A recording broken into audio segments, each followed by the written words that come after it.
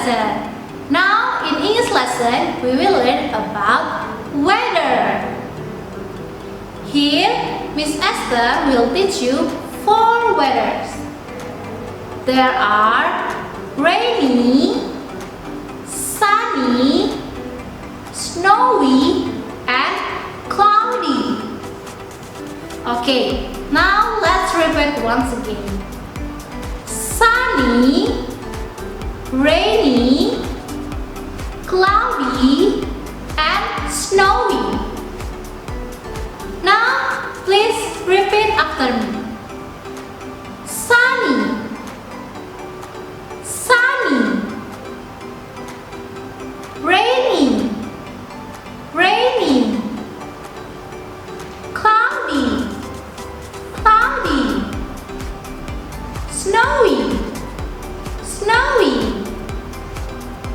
Now you have to mention the name of the weather. What weather is this? Yes, it's rainy. And how about this? Yes, it's snowy. And what weather is this? Yes, it's sunny. And the last one is cloudy. Good job. Now, today we will sing a song together. Okay?